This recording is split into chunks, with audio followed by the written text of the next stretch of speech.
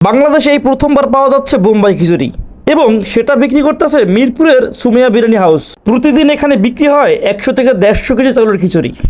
So guys, এই বোম্বাই খিচুড়ি খাওয়ার জন্য আমি সেই কেরানীগঞ্জ থেকে চলে আসলাম মিরপুর 13-তে। এখন আপনারা বলতে পারেন এই খিচুড়ির নাম কেন বোম্বাই খিচুড়ি?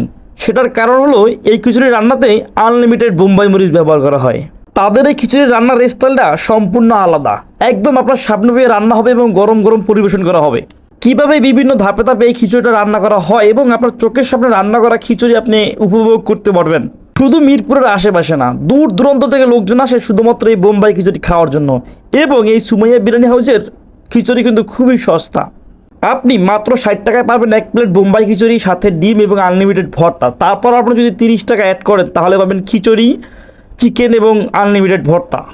মাত্র 60 টাকায় কিন্তু খাবারের পরিমাণ খুবই ভালো, একজনের জন্য পারফেক্ট। এবং এর খিচুড়ির টেস্ট খুবই অস্থির, এক কথায় মাথা নষ্ট করার মতন।